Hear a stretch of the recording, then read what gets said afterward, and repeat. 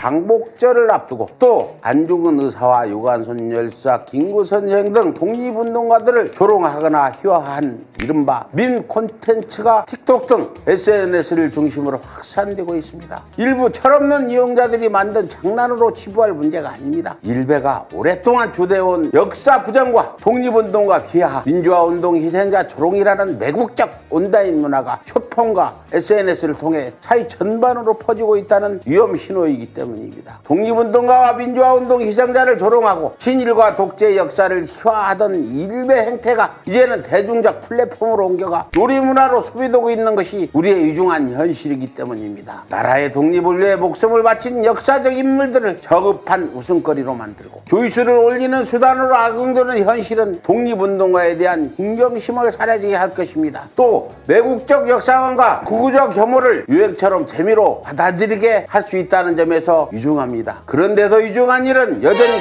처벌이 쉽지 않다는 현실입니다. 사자 명예훼손죄를 적용하려 해도 허위사실을 적시한 경우에만 성립하기 때문에 유무평가나 희화한 게시물은 적용이 어렵다 하니 대한민국이 왜 이렇습니까? 지난 3월 이계 의원이 대표 발의한 국경일에 관한 법률 일부 개정 법률안이 있습니다. 국경일과 관련한 역사적 사실과 인물에 대한 허위사실 유포시 5년 이하의 징역 또는 5천만 원 이하 벌금에 처한다는 국경일과 관련한 역사적 인물에 대한 공익연히 사실을 적시해 명예를 훼손했을 때는 2년 이하의 징역이나 금고 또는 500만 원 이하의 벌금에, 국경일과 관련한 역사적 인물에 대한 모욕한 자는 1년 이하의 징역이나 금고 또는 200만 원 이하의 벌금에 처하도록 한 법안입니다. 이 처벌 수위가 과연 우리의 유중한 현실에 걸맞다고는 할 수 있을지 의문인데, 더 큰 의문은 그 법안의 처리 여부입니다. 지난 3월 발의됐는데 지금까지 심의되고 있다거나 통과됐다는 소식 그 어디에도 찾기 어렵습니다. AI 기술 등을 악용한 무분별한 역사적 왜곡과 독립운동가에 대한 2차 가해를 근절하고 국경일의 숭고한 가치를 수호해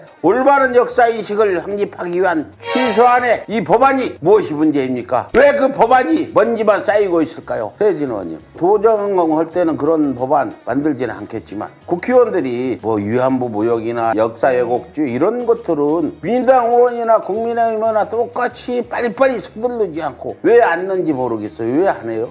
아마 절차가 있을 것 같고요. 빨리 처리될 수 있도록 국민들의 요구도 좀 있어야 될 것 같고요. 근데 한 가지예요. 네. 김정은이가 구속된 위안부 모욕죄가 김용만 의원이 22대 들어오자마자 국회의원 되자마자 발의를 했어요. 근데 그게 들어가가지고 국민의힘이 반대한다고 묶어놓고 통과를 안 시키다가 이재명 대통령이 X에다가 2번 거론하니까 통과가 됐단 말이에요. 네. 통과될 수 있었다는 얘기잖아요. 대통령이 거론하면 통과시키고 거론 안 하면 안 시키고 이게 지금 역사적인 일베 문화가 이명박 때 만들어져가지고 20년이 되니까 이게 지금 대중화돼서 학생 70%가 일베 놀이를 한다는 거 아닙니까? 이거 역사 바로 안 세우면 나라 망한다는 거 알잖아요. 서 의원님도 네. 아는 국회의원이 있으면 빨리빨리 처리 좀 해달라고 부탁 좀 드리십시오. 알겠습니다. 다카이치 사나의 내각 출범 이후 처음 발간한 2026년 방위백서에서 독도가 자국 고유 영토라는 억지 주장을 22년째 이어가고 있습니다. 일본의 야욕이 제81주년 광복절 앞두고도 계속되는데 독립운동가를 조롱하는 악성 게시물이라니 참 공로할 일입니다. 민주시민들이 언제까지 적극적 신고로 막으란 말입니까? 국회가 두 손 걷어 붙이고 두 손 두 발을 띄워주길 촉구합니다. 150만 구독자와 함께 걸어온 민족언론 서울의 소리. 우리는 오늘 새로운 얼굴로 새로운 마음으로 다시 출발합니다. 탄압과 내란의 혼란 속에서도 멈추지 않았던 이유. 국민이 주인인 나라, 민주시민의 목소리, 국민 주권의 시대를 지키기 위해서였습니다.